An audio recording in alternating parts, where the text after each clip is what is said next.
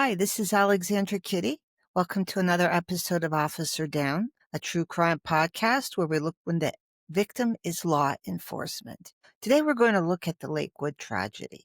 It happened in 2009 and it was a bloodbath. So we're going to go over this tragedy today and its aftermath. The Lakewood shooting stands as one of the deadliest attacks on law enforcement in Washington state history. On the morning of November 29, 2009, 4 Lakewood Police Department officers were executed in a targeted ambush at a coffee shop in Parkland, Washington, an unincorporated area near Tacoma. The massacre sent shockwaves through the law enforcement community nationwide and exposed critical failures in the criminal justice system. So let's talk about the fallen officer.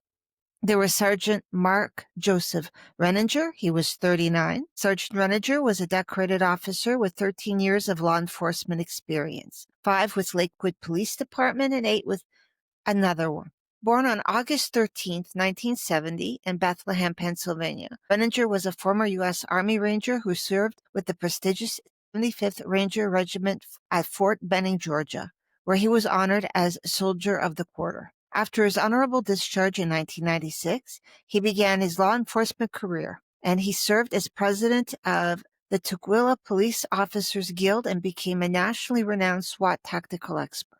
He was known for his expertise in advanced tactics and breaching techniques, teaching classes for the Washington Tactical Officers Association. Renninger was married to Kim and left behind 3 children, daughters Latra and Allison and son Nicholas. Officer Tina Gail DeLong Griswold was 40 years old. Officer Griswold had served with Lakewood Police Department for 5 years and had a total of 14 years law enforcement experience. Born on January 28, 1969 in Port Angeles, Washington, she grew up in Shelton and graduated from Shelton High School in 1987. Before joining Lakewood and its inception, she worked 4 years as an officer with Shelton Police Department. Standing at just 5'1" and weighing 107 pounds, Griswold was remembered as a ball of fire and a tomboy who enjoyed mixed martial arts and was a proud member of the National Rifle Association. She was known as the stickler for officer safety procedures. She was married and left behind 2 children. Officer Ronald Wilbert Owens II was age 37. Officer Owens had served with the Lakewood Police Department for 5 years and had a total of 12 years law enforcement service. Born in 1971, he was a second-generation police officer who had previously served as a Washington State Patrol Trooper from 1997 until 2004, when he joined the newly formed Lakewood Police Department. Owens was known for his constant smile and love of motorcycle riding with fellow officers. He was remembered for his dedication to his community and colleagues. He left behind a daughter. Finally, there was Officer Gregory James Richard, age 42. Officer Richard had served with Lakewood Police Department for 5 years and had a total of 8 years of law enforcement experience. Born in January 1967 in Lakewood, California, Richards grew up in Hacienda Heights, where he developed a passion for music and drumming. He performed at President Ronald Reagan's inauguration while a member of his high school marching band. Richards enlisted in the U.S. Army in October 1985 and was stationed in Fort Lewis, receiving a Good Conduct Medal, Humanitarian Service Award, and Marksman's Badge before his honorable discharge in January 1989. After working at Simpson Timber in Tacoma, he began his law enforcement career with Kent Police Department before becoming one of the founding officers of Lakewood Police Department in 2004. He was married to Kelly Mitchell on May 22, 1992, and left behind 3 children, Austin 17, Jamie May 15, and Gavin 10. So let's talk about the town, Lakewood and Parkland, Washington. Lakewood. Lakewood is a city located in Pierce County, Washington, approximately 40 miles south of Seattle and adjacent to Tacoma. The city first incorporated in 1996 and initially contracted with the Pierce County Sheriff's Department for police services. In August 2004, the city established its own police department consisting of 100 commissioned officers and 21 civilian staff. At the time of the 2009 shooting, Lakewood had a population of approximately almost 60,000 people. The city's diverse population in the 2000 census was 65% white, 12% Black or African American, with smaller percentages of other racial groups. As for Parkland, the shooting occurred at Forza Coffee Company, now Blue Steel Coffee, in Parkland. an unincorporated census-designated place in Pierce County. Parkland looked at 101 or 401 Steel Street South near McCord Air Force Base is home to Pacific Lutheran University. In 2000, Parkland had a population of 24,000 people with a diverse demographic composition of 74% white, 8% African American, 6.5% Asian, and almost 2% Pacific Islander. The area was named by early settlers for its park-like landscape of cherry oak trees and blue camas flower prairies. Now for the killer, Maurice Clemens. He was born on February 6, 1972 in Marianna, Arkansas. At age 16, he moved to Little Rock with his mother and embarked on a 7-month crime spree. Between 1989 and 1990, before turning 17, Clemens committed aggravated robbery, burglary, 2 thefts, and possession of a handgun on school property. The aggravated robbery involved approaching a woman on the street with other youths and taking her purse. The burglary was breaking into a state trooper's home to steal a cell phone. He was also arrested and expelled for bringing a pistol to his high school. At age 17 in 1990, Clemens was sentenced to a staggering 108 years in prison, a sentence his family considered outrageous for crimes that involved no bodily harm to victims. During his early incarceration, Clemens continued finding trouble with violations including battery, sexual assault, theft, drugs, and weapons possession. He had accumulated 29 disciplinary actions and 0 achievements by 2000. In 1999, Clemens filed a clemency petition with Arkansas Governor Mike Huckabee, checking boxes for excessive sentence and claiming his institutional adjustment had been exemplary, a claim contradicted by his disciplinary record. Despite protests from prosecutors, Huckabee commuted Clemens' sentence in May 2000, citing his youth when the crimes were committed.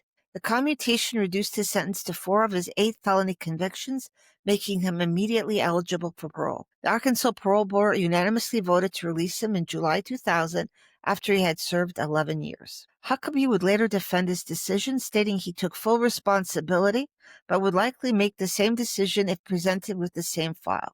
Arkansas prosecutor Larry Jegley, who originally put Clemens behind bars, criticized Huckabee for exercising clemency at a wholesale rate, noting the governor had issued more clemencies from 1996 to 2004 than the governors of all 6 surrounding states combined. After his release from Arkansas, Clemens relocated to Washington State, where he accumulated 5 felony convictions and 8 felony charges. In May 2009, he was arrested and charged with 3rd-degree assault on a police officer and 2nd-degree rape of a child. Despite facing charges that could result in life imprisonment, Clemens posted $150,000 bail on November 23, 2009, just 6 days before the massacre. He was released through a process called booking bail, which allowed suspects to post bail according to a formula without seeing a judge. In the weeks before the shooting, Clemens exhibited increasingly erratic and violent behavior. His family members later reported that he experienced a mental breakdown in May 2009, developing extreme paranoia and making bizarre religious claims. On the night before the massacre, Saturday, November 28th, Clemens showed 2 handguns to associates Eddie Davis and Douglas Davis, explicitly telling them he was going to shoot police officers. Witnesses also reported that during this period, he made threats about killing children at a school and killing as many people as he could at an intersection. So let's go to the timeline of the massacre. So November 29th, 2009, the morning of the attack. At 7 a.m., 4 Lakewood officers, Sergeant Renninger, officers Griswold, Owens, and Richards, arrived at Forza Coffee Company at 11401 Steel Street South in Parkland to work on their laptops and complete paperwork before starting their shift. All 4 were in full uniform, armed, and wearing bulletproof vests. At approximately 8 a.m., Clemens had a getaway driver, Darkest Allen, driving past the coffee shop in a white pickup truck. After observing marked police patrol cars in the parking lot, Allen parked nearby and kept the truck running while Clemens exited the vehicle. At 8:15 a.m., Clemens entered the Forza Coffee shop. Sergeant Renninger, Officer Griswold, and Officer Owens were seated at a table, with Renninger and Owens working on their laptops. Officer Richards was standing at the counter placing an order. A barista greeted Clemens, but he had a blank look on his face and did not respond. He walked directly toward the officer's table, approached the counter, then turned toward the seated officers. At 8:15 and 30 seconds a.m., without saying a word, Clemens drew a Glock 17 9mm handgun and opened fire. He also carried an illegally obtained Smith & Wesson .38 caliber revolver. The attack unfolded with devastating speed. First shots, Clemens shot Class Officer Griswold in the back of the head, killing her instantly as she remained seated. He immediately turned and shot Sergeant Renninger right in the side of the head, killing him instantly while still seated. After these first two murders, Clemens' Glock malfunctioned. Officer Owens, who had been seated facing south, got up from his seat and engaged Clemens in a desperate physical fight. During the struggle with Officer Owens, Clemens produced his second weapon, the .38 caliber revolver, and shot Owens in the head, killing him nearly instantly. Officer Richards, who had been on the counter approximately 20 to 30 feet away when the shooting began, heard the shots and closed the distance on Clemens, engaging him in a physical fight. During the struggle, Clemens fired the .38 caliber revolver multiple times, hitting different locations inside the shop until the weapon was empty. Officer Richards' taser and holster were torn from his belt during this violent confrontation. As the fight continued, Officer Richards managed to draw his .40 caliber Glock service weapon and shot Clemens once in the torso and abdomen. Despite being wounded, Clemens gained control of Officer Richards' pistol near the front door of the shop and shot Richards in the head, killing him. At approximately 8:16 a.m., Clemens fled the coffee shop, stepping over the bodies of the slain officers. He stole Officer Richards' Glock 40 S&W service weapon and left behind a trail of blood and DNA evidence. Security cameras captured Clemens exiting the coffee shop and jogging down the block, where he entered the passenger side of the white pickup truck driven by Darkis Allen, which quickly sped away. 2 baristas and a handful of customers were inside the coffee shop during the attack, but none were shot or injured. Pierce County Sheriff's Office spokesman Ed Troyer described the scene as carnage and like a horror movie, calling it a targeted attack and stating the officers were flat executed. And so the manhunt was on. On November 29, 2009, the afternoon and evening, within hours of the shooting, investigators identified Maurice Clemens as the primary suspect. DNA evidence from the blood trail, video surveillance footage, and eyewitness testimony linked him to the murders. Police determined that Officer Richards had wounded Clemens in the abdomen during the struggle, and the suspect was injured and likely seeking medical attention. Several family members and associates came to Clemens' aid in the hours following the massacre. According to court documents and police investigations, Eddie Davis and Douglas Davis, who had been warned by Clemens the night before about his intentions, helped him after the shooting. Eddie Davis drove Clemens to a house in Auburn in a white Bonneville, where Clemens announced he had been shot while killing 4 police officers. At the Auburn house, Clemens' wound was treated with peroxide and bandaged. He discarded his black jacket and received a change of clothes. Clemens' aunt, Latricia Nelson, provided clothing, peroxide, and helped him at her residence. She also retrieved a Tommy Hilfiger bag and placed a gun inside it for him. His cousin Cecily drove Clemens in her vehicle to meet someone at the mall. A massive manhunt involving hundreds of officers from multiple agencies spread across the Seattle-Tacoma area. Authorities offered a $100,000 reward for information leading to Clemens' capture. Police surrounded a home in Seattle's Bluesky neighborhood for approximately 12 hours on November 30th, believing Clemens was inside or nearby, but he had apparently slipped through the dragnet. December 1st, 2009, the final confrontation. Seattle police officer Benjamin L. Kelly, a 5-year veteran assigned to the South Precinct, was working the night shift alone when he observed a 1990 Acura on the street with its hood up and engine running. Kelly ran the license plate and discovered the car had been reported stolen approximately 2 hours earlier, just a few blocks away. As Kelly sat in his patrol car filling out a report, he noticed a male approaching the driver's side of his vehicle from behind. Kelly immediately recognized the danger and exited his vehicle. He recognized the man as Maurice Clemens and began issuing commands to show his hands and stop. Clemens refused to comply with Kelly's orders and reached into his waistband pocket area where he was attempting to draw Officer Richards' stolen Glock service weapon. The trigger guard was caught on a zipper. Officer Kelly fired 7 shots at Clemens, following him as he tried to run away. Clemens was struck by 4 bullets and was found nearby, sprawled on a concrete path. He died shortly afterward. The gun Clemens was reaching for, Officer Richards' duty weapon, was recovered from his pocket. Seattle Police Detective Renee Witt stated that Officer Kelly is nothing short of a hero, though the officer himself would bristle at the characterization. Pierce County Sheriff's spokesman Ed Troyer declared Clemens luck ran out. In the wake of the shooting, Pierce County authorities arrested 6 people accused of helping Clemens evade capture. Those charged included Eddie Davis, charged with 4 counts of first-degree rendering criminal assistance; Douglas David, charged with 4 counts of first-degree rendering criminal assistance; Ricky Hinton, described as Clemens' half-brother, was charged with rendering criminal assistance; Darkis Allen, the getaway driver, was charged with 4 counts of first-degree murder; Latricia Nelson, his aunt, charged with rendering criminal assistance in firearm possession; Quiana Williams, booked but not immediately formally charged. Darkis Allen, who drove Clemens to and from the coffee shop, faced the most serious charges. In 2011, Allen was convicted of 4 counts of aggravated first-degree murder and sentenced to 420 years in prison, 100 years for each officer killed plus 20 for firearm use. However, the jury acquitted him of capital punishment aggravators, specifically that he knew the victims would be police officers or the killings were planned. The Washington State Supreme Court overturned his conviction in 2015, finding that prosecutor committed misconduct by repeatedly misstating the legal definition of knowledge during closing arguments. The prosecutor incorrectly told the jury that they could convict Allen if he should have known what Clemens planned, when the correct standard required was that Allen actually knew about the planned murders. Allen was retried, but juries in both 2022 and 2023 were unable to reach unanimous verdicts, resulting in mistrials being declared. Allen has consistently maintained that he had no idea Clemens intended to kill the officer. As of the most recent reports, legal proceedings against Allen remain unresolved.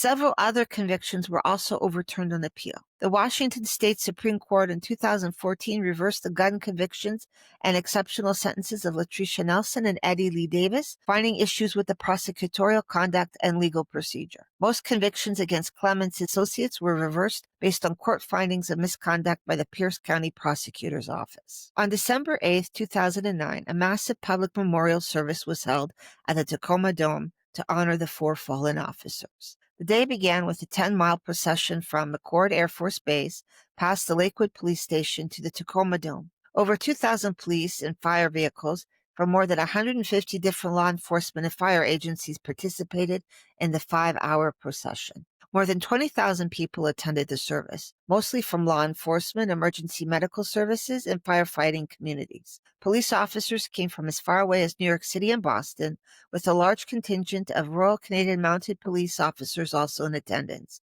Washington Governor Christine Gregoire spoke at the service, declaring, "We will remember them today. We will remember them always." Lakewood Mayor Doug Richardson and Police Chief spoke, followed by eulogies from family, friends, and colleagues of the 4 officers. Each officer was remembered for their unique qualities. Renninger for his SWAT expertise and dedication, Griswold for her commitment to officer safety, Owens for his constant smile and love of motorcycles, and Richards for his love of music, family, and his message to never hold grudges. The service concluded with a recording of a police dispatcher attempting to call each officer with no response, then declaring each officer as gone but not forgotten. The officers' remains were buried in private ceremonies by their individual families. The memorial was logistically complex, with agencies coordinating for the expected 20,000 law enforcement personnel and 1,000 emergency vehicles. The Lakewood tragedy exposed critical flaws in Washington State's bail system and sparked immediate calls for reform. The fact that Maurice Clemens was out on a $150,000 bail for serious felony charges, including child rape and assault of a police officer, that could have resulted in life imprisonment shocked the public and lawmakers. Washington's Constitution at the time stated that all persons charged with crime shall be bailable by sufficient sureties, with bail only deniable for capital offenses. That means crimes punishable by death, when proof was evident or presumption great. This meant judges had no authority to deny bail for other serious crimes, even those potentially punishable by life in prison. In response, Washington State Legislature proposed House Joint Resolution 4220, a constitutional amendment to Articles 1, Section 20.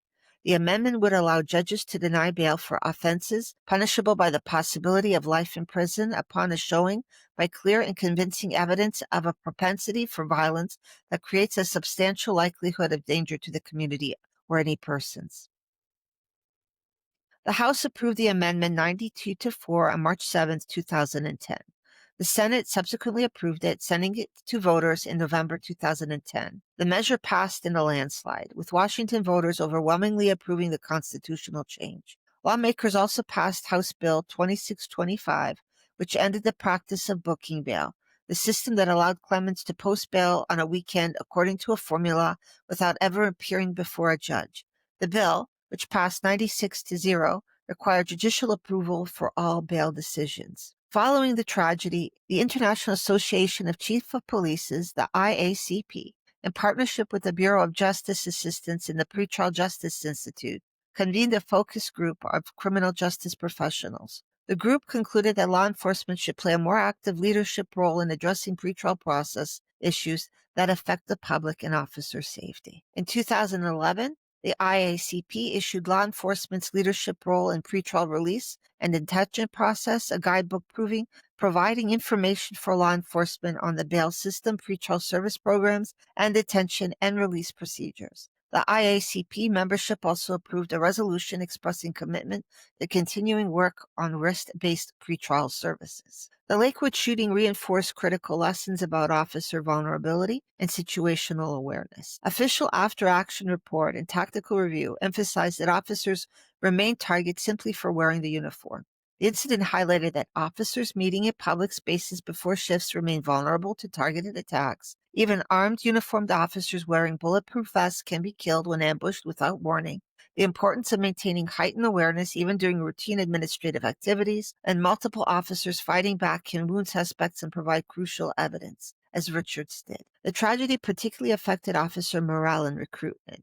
As OPP Commissioner Thomas KlueiQ would note years later regarding similar incidents in Canada, such tragedies take a devastating toll on the psychological well-being of officers and create the most challenging time for recruiting. The outpouring of support for the fallen officers and their families was overwhelming. Hundreds of thousands of dollars poured in for families of the slain officers. Schools would be renamed in the honor of the officers, and the city of Lakewood established an annual memorial event with a food drive, an effort to turn tragedy into something positive. The Forza Coffee Company location reopened 2 weeks after the shooting. In 2012, two owners, Courtney Ollie and Dylan Marshall, purchased it and renamed it Blue Steel Coffee Company, blue for police forces and steel for street location. The shop became a living memorial to the fallen officers, privately owned and frequently visited by police officers, students, and locals. A large blue steel monument with the names and images of the four officers, known as the Memorial of the Lakewood Four, stands visible from the street corner outside the coffee shop. Every year on the anniversary of November 20th, community members gather at Blue Steel Coffee for remembrance ceremonies and flag replacement events. The shop also offers Cups for Cops, a program allowing customers to make donations supporting local law enforcement. Since the shooting, Lakewood Police Department has raised more than $240,000 for the Emergency Food Network in Parkland through their annual Fallen Officer Food Drive and Blood Drive held each November. At the time that it occurred, the Lakewood shooting was the deadliest attack on law enforcement in Washington state history and the second deadliest attack on law enforcement in the United States, since 4 Oakland, California police officers were killed on March 21, 2009. It represented the largest number of law enforcement officers killed by a lone perpetrator in a single incident in U.S. history at the time, a tragic record later surpassed by the July 2016 Dallas police shooting. The year 2009 was particularly deadly for law enforcement. In Washington state alone, 6 law enforcement officers were killed feloniously and 1 accidentally in the line of duty that year. Beyond Lakewood, the Lakewood Four, Seattle police officer Timothy Breton was murdered a month earlier in October 2009 under similar circumstances. 3 weeks after the Lakewood massacre, on December 21st, 2009, 2 Pierce County Sheriff's deputies were shot near Eatonville during a domestic violence call. Deputy Kent Mundell later died from his wounds. And there was a human cost to this. The 4 fallen officers left behind a total of 9 children. Sergeant Renninger's 3 children, Nicholas, Letron, Allison. Officer Griswold had 2 children. Officer Owens had a daughter. And Officer Richards had 3 children, Austin, Jamie, May, and Gavin. The ripple effects extend beyond immediate family. Officer Chris Sorrells, who would have been at the coffee shop that morning but stayed home because his wife made coffee, was the first Lakewood officer to arrive at the scene. Finding his friend and bandmate Greg Richards dead on the doorway profoundly affected him, leading to post-traumatic stress disorder, depression, and eventually his departure from law enforcement. The tragedy illuminated systemic failures at multiple levels. from Mike Huckabee's controversial clemency decision in Arkansas to Washington's bail system that allowed the dangerous felon facing life imprisonment to walk free, to the lack of adequate mental health intervention for an increasingly unstable individual making explicit threats. Each failure in the chain contributed to 4 families losing loved ones and a community losing 4 officers who had dedicated their lives to public service. The Lakewood tragedy remains a somber reminder of the dangers of law enforcement officers face daily and the critical importance of robust criminal justice policies that balance individual rights with public safety. So here we have 4 police officers with bulletproof vests, with weapons, not expecting something to happen. And the worst did, with somebody who had premeditation on his mind. So when we look at cases like this, we can see the chain of events. People think people talk when they make threats, and they don't. But vigilance can take you so far. So this is the podcast for this week.